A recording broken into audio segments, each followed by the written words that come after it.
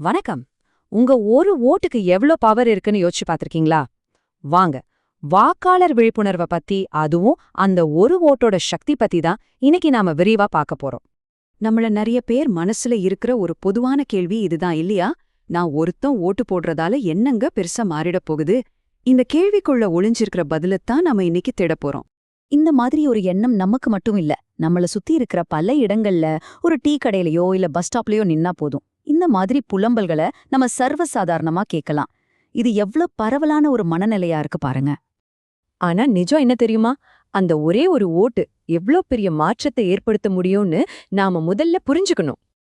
உங்களுக்கு ஒரு விஷயம் தெரியுமா?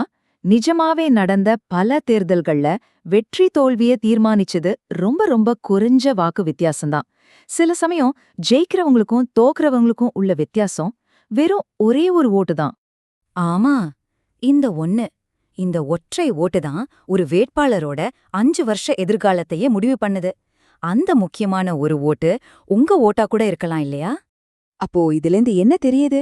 ஒவ்வொரு ஓட்டுமே கணக்குல எடுத்துக்கப்படுது. ஒவ்வொரு ஓட்டுமே அந்த வெற்றியோட ஒரு முக்கியமான அங்கம். சரி, ஒரு ஓட்டோட முக்கியத்துவம் என்னன்னு இப்போ நமக்கு நல்லாவே புரிஞ்சிருச்சு. அப்போ ஒரு புது வாக்காளரா நம்மளோட முதல் கடமை என்ன? வாங்க பார்க்கலாம். உங்களுக்கு 18 வயசு ஆயிடுச்சா? சூப்பர். அப்போ நீங்க முதல்ல செய்ய வேண்டிய வேலை வாக்காளர் பட்டியல்ல உங்க பேரு சேர்க்கறது தான். இது ரொம்ப ரொம்ப சுலபம். உங்க ஸ்மார்ட் போன்லயே வோட்டர் ஹெல்ப்லைன் ஆப்பை டவுன்லோட் பண்ணலாம். இல்லைன்னா voters.eci.gov.in வெப்சைட்டுக்கு போங்க. அங்க ஃபார்ம் 6 நிரப்பி உங்க பேரை ஈஸியா பதிவு செஞ்சிடலாம். அடுத்து நாம பேச போற விஷயம் ரொம்ப ரொம்ப முக்கியமானது. நம்ம வாக்குரிமையோட நேர்மைய பத்தினது. தேர்தல் நேரத்துல உங்க ஓட்ட வாங்கறதுக்காக சிலர் பணம், பரிசு பொருள்னு கொடுக்க வருவாங்க.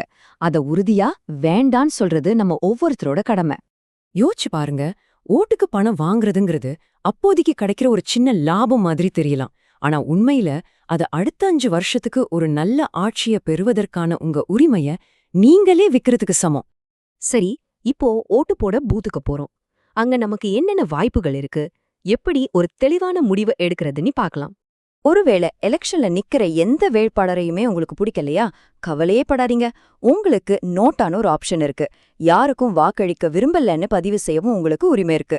அதே மாதிரி யாருக்கு ஓட்டு போட போறோன்னு முடிவு பண்றதுக்கு முன்னாடி வேட்பாளர்கள் யாரு, அவங்க பின்னணி என்ன, இதுக்கு முன்னாடி என்ன செஞ்சிருக்காங்கன்னு கொஞ்சம் தேடி தெரிஞ்சுக்கிட்டு அப்புறமா ஓட்டு போடுறது ஒரு புத்திசாலித்தனமான செயல். கடைசியா நம்ம எல்லாரும் ஒன்னா சேர்ந்து செய்ய வேண்டிய ஒரு முக்கியமான விஷயத்த பத்தி பேசி இத முடிக்கலாம்.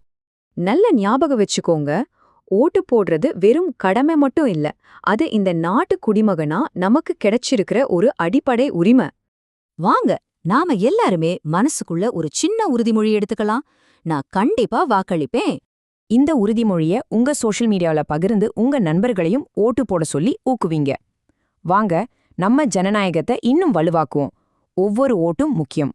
உங்க ஓட்டும் ரொம்ப ரொம்ப முக்கியம்.